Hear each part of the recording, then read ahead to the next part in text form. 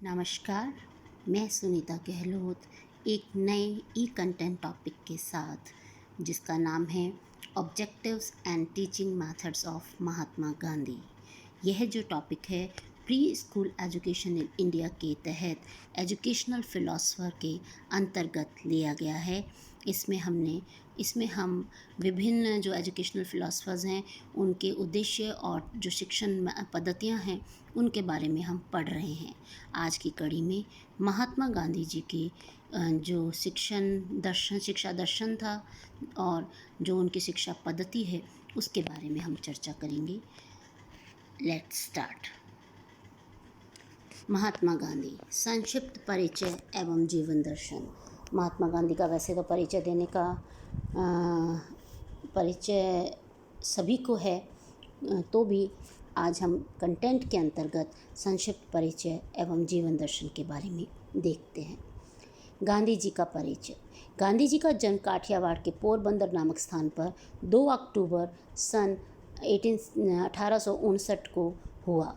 उनके पिता का नाम करमचंद गांधी था, जो पोरबंदर राजकोट के दीवान थे। उनकी माता पुतलीबाई थी। 13 वर्ष की अवस्था में 1882 में गांधी जी का विवाह कस्तूरबा बाई के साथ हुआ। उस समय हाई स्कूल में पढ़ रहे थे।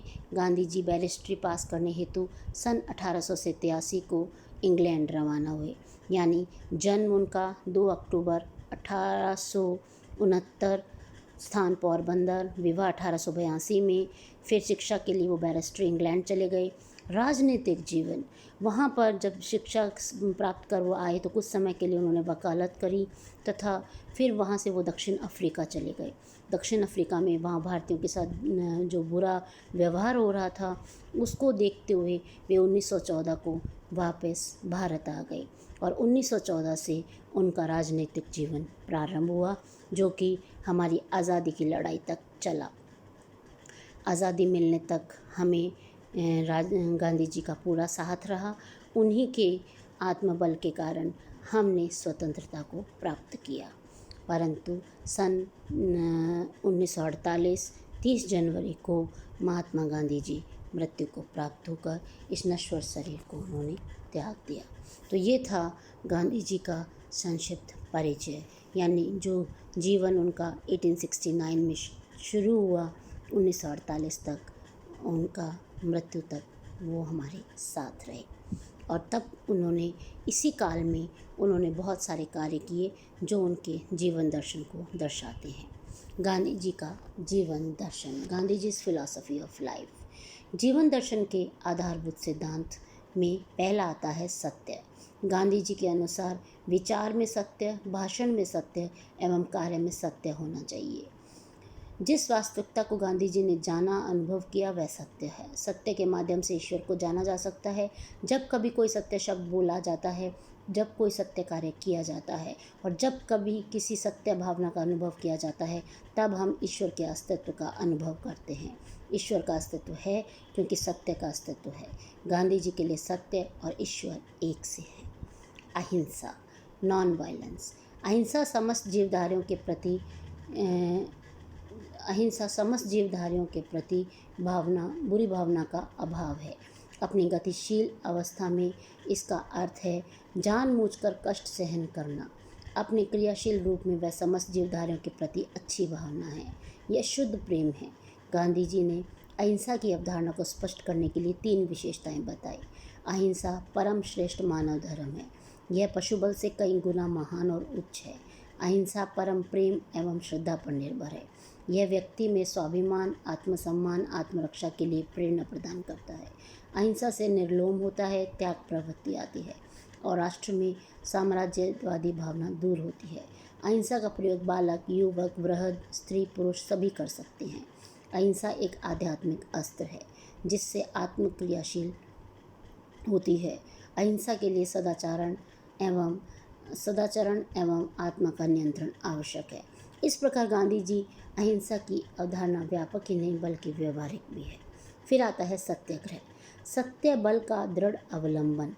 मैंने इसको आत्मबल के नाम से भी पुकारा है। सत्याग्रह के प्रयोग के प्रारंभिक स्तरों पर गांधी जी ने खोज की कि सत्य का अनुसरण इस बात की आज्ञा नहीं देता कि कोई व्यक्ति अपने विरोधी पर बल प्रयोग करे। इसके विपरीत उसे धैर्य व सहानुभूति से उसको गलत मार्ग से हटाना चाहिए। निर्भयता। निर्भयता का अर्थ है समस्त ब्रह्म भयों से मुक्ति, जैसे बीमारी का भय, चोट या मृत्यु का भय, प्रतिष्ठा रखने का भय, अनुचित कार्य करने का भय इत्यादि।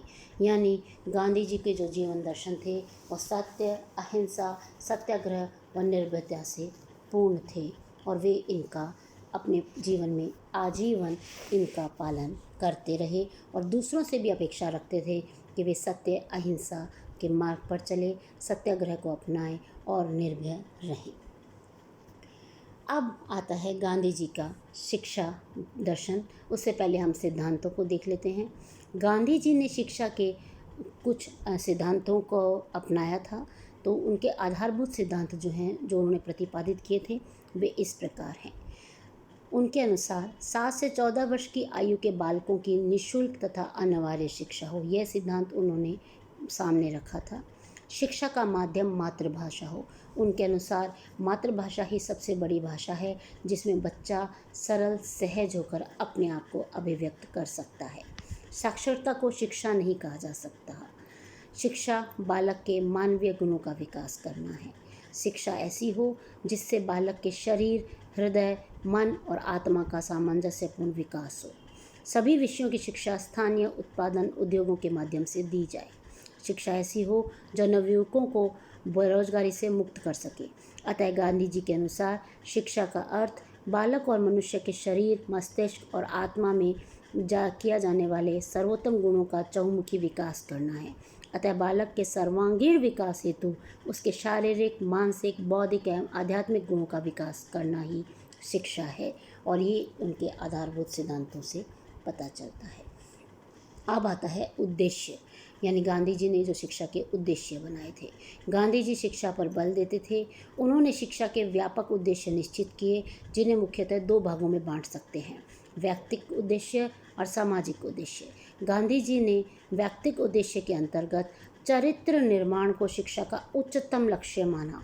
उनका मानना था कि उच्च चरित्र वाला बालक अन्य सभी बातों को स्वतः सीख सकता है।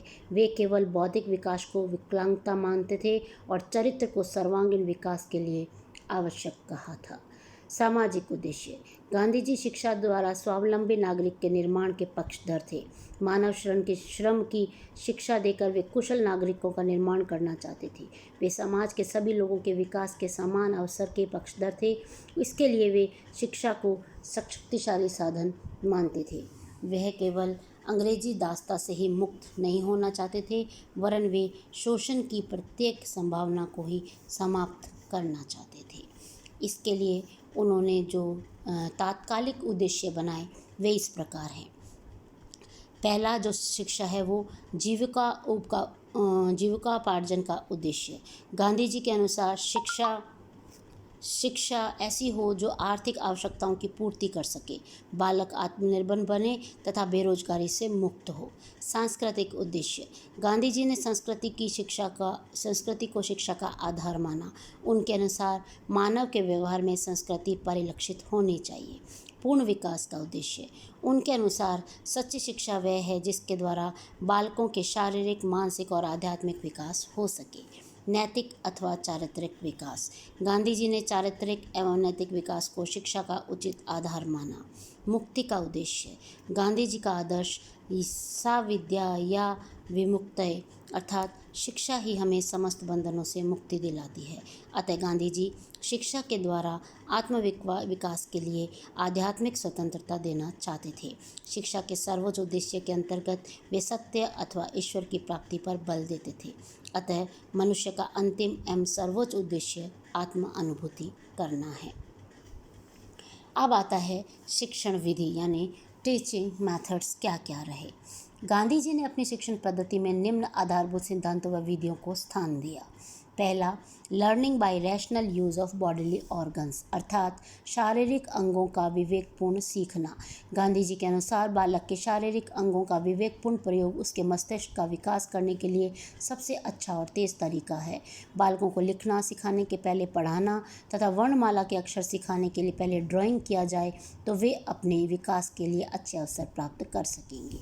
दूसरा है लर्निंग बाय डूइंग, क्रिया ज्ञान सीखना।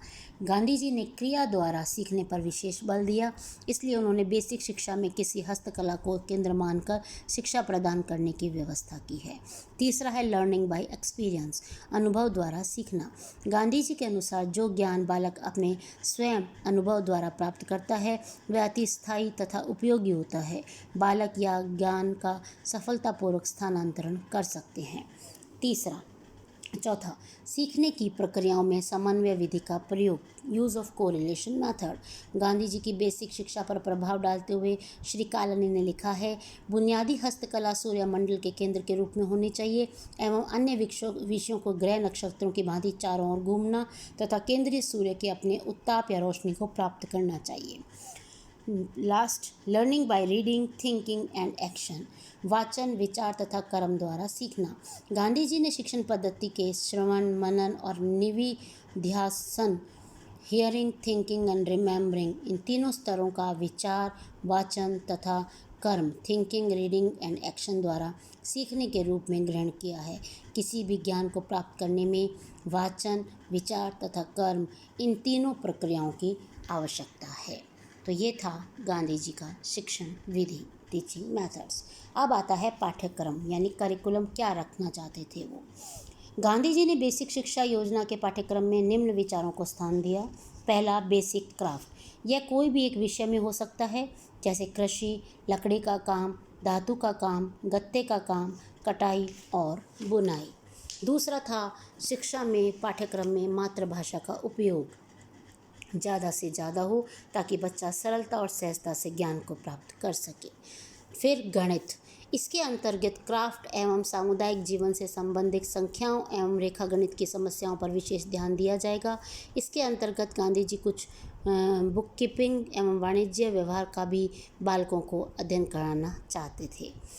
सामाजिक विषय, इतिहास, भूगोल तथा नागरिक शास्त्र का भी ज्ञान बच्चों को देना आवश्यक समझा।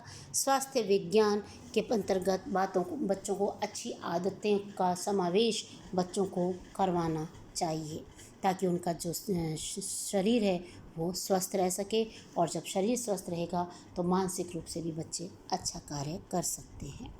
स्वास्थ्य विज्ञान, इसके अंतर्गत निम्न विषय जीव विज्ञान, रसायन शास्त्र, शरीर विज्ञान, प्रकृति विज्ञान, भौतिक, सांस्कृतिक, नक्षत्र विज्ञान आदि पर भी उन्होंने जोर दिया। गांधी जी सहज शिक्षा के प्रबल जो है माने जाते थे कि उनके अनुसार शिक्षा सहज शिक्षा होनी चाहिए। उन्होंने उसकी योजना भी बनाई और सहज शिक्षा पर बहुत अधिक जोर और बल दिया। साथ ही साथ सहज शिक्षा में लड़कियों के लिए उन्होंने गृह विज्ञान की शिक्षा को अनिवार्य माना और इसके पढ़ने की व्यवस्था भी की। उनका मानना था कि लड़कियों को गृह कार्य में भी दक्ष होना चाहिए जो उन्हें शिक्षा के साथ प्राप्त हो। अब आता है गांधी जी के शिक्षा दर्शन के प्रमुख योगदान। शिक्षा दर्शन में क्या योगदान रहा? पहला है संपूर्ण मानव को शिक्षित करने की पहल योजना का प्रतिपादन। गांधी जी की शिक्षा योजना संपूर्ण मानव को शिक्षित करने पर बल देती है। गांधी जी ने Tolstoy farm, Phoenix state, Champaran, Sabarmati, Gujarat एवं वर्धा में नए प्रयोग किए और इन नए स्थानों पर चरित्र ज्ञान एवं क्रिया के विकास के लिए किए गए साधन खोजे। इन प्रयोगों में हाथ, हृदय व मस्तिष्क को प्रशिक्षित करने की योजना है ताकि संपूर्ण मानव को शिक्षित किया जा सके। सेकंड, देश की सामाजिक एवं राजनीतिक गतिविधियों के अनुकूल शिक्षा की रूपरेखा प्रस्तुत करना। राष्ट्रीय शिक्षा की रूपरेखा प्रस्तुत की जो भारत को न केवल स्वतंत्र बनाने के लिए आवश्यक थी बल्कि संपूर्ण आर्थिक, सामाजिक एवं राजनीतिक जीवन को पुनर्जीवित करने वाली थी और जो भारतवासियों की एकता को सूत्र में बांधने के लिए आवश्यक थी। शिक्षा को व्यवहारिक रूप प्रदान करना। शिक्षा को व्यवहारिक रूप प्रदान किया, इसके लिए उन्होंने हस्तकौशल पर आधारित पाठ्यक्रम का निर्माण किया। आज ग्रामीण क्षेत्र, कुटीर उद्योग धंधों में विशेष ध्यान दे रहा है। विद्यालयों में व्यावसायिक शिक्षा की ओर ध्यान देकर दिन प्रतिदिन शिक्षा को व्यावहारिक बनाने का प्रयास किया जा रहा है। भारतीय शिक्षण प्रणाली में प्रयोजनवादी शिक्षण पद्धतियों को स्थान देना। गांधी जी ने अपनी बेसिक शिक्षा में करके सीखने, अनुभव द्वारा सीखने और सीखने की प्रक्रिया में एकीकरण एवं समन्वय आदि प्रयोजनवादी सिद्धांतों के प्रयोग पर विशेष बल दिया था। सामाजिक कल्याण में शिक्षा की भूमिका पर बल। सामाजिक कल्याण में शिक्षा की भूमिका को प्रस्तुत किया कि अस्पृश्यता, दहेज प्रथा, विधवा पुनर्विवाह, पर्दा प्रथा, जाति प्रथा, धार्मिक प्रथा, अंधविश्वास एवं कूपमंडकता, ग्रामीण वासियों, स्त्रियों एवं श्रमिकों की दयनीय दशा आदि समस्याओं का समाधान केवल शिक्षा द्वारा ही किया जा सकता है। जाति एवं वर्गहीन समाजवादी समाज की स्थापना में शिक्षा की भूमिका। गांधी जी ने ऐसी शिक्षा पद्धति का प्रतिपादन किया जिससे प्रत्येक व्यक्ति श्रमिक, सांस्कृतिक एवं बौद्धिक उन्नति कर सके। उन्होंने शक्ति एवं धन के विकेंद्रीकरण के लिए लोकतांत्रिक समाज की कल्पना की, जिसमें भारत के प्रत्येक ग्राम में एक एक विद्यालय हो, जिसमें ग्रामवासियों के शरीर, मस्तिष्क एवं आत्मा तीनों के विकास का उचित अवसर प्राप्त हो, ताकि वे अपनी आर्थिक, सामाजिक, राजनीतिक समस्याओं का स्वयं हल कर आत्मनिर्भर बने। शिक्षा के विभिन्न अंगों के संबंध में संश्लेषणात्मक दृष्टिकोण। शिक्षा के विभिन्न अंगों, शिक्षण की अवधारणा, शिक्षा के उद्देश्य, पाठ्यक्रम, शिक्षा पद्धति, शिक्षक, विद्यार्थी, विद्यालय अनुशासन आदि के संबंध में संश्लेषणात्मक दृष्टिकोण अपनाया। उनके अनुसार आदेशवादी, प्रकृतिवादी, प्रयोजनवादी एवं यथार्थवादी ये सभी विचारधाराएं व्यवहारिक एक दूसरे के विपरीत नहीं, बल्कि वे शिक्षा के विभिन्न अंगों को अधिकाधिक स्पष्ट व व्यवहारिक बनाने में सहायक होती हैं। भारत के लिए नवीन शिक्षा का सूत्रपात यानी बेसिक शिक्षा का सूत्रपात। बेसिक शिक्षा व वर्धा योजना की शुरुआत की। इस योजना को आज राष्ट्रीय योजना के रूप में स्वीकार किया गया है। यह कला कौशल के माध्यम से शिक्षा प्रदान कर बालक को स्वावलंबी बनाकर भविष्य में स्वावलंबी बनाने का प्रशिक्षण प्रदान करती है और इसमें संपूर्ण मानव के विकास पर बल देती है। तो ये था गांधी जी का शिक्षा दर्शन के प्रमुख योगदान। संक्षेप में ये कहा जा सकता है कि गांधी जी ने शिक्षा संबंधी अपनी विचारधारा में बालकों को आत्मनिर्भर बनाने पर बल दिया है। उन्होंने शिक्षा प्रक्रिया को दैनिक क्रियाकलापों एवं मूल आवश्यकताओं से जोड़ने का नवीन प्रयास किया।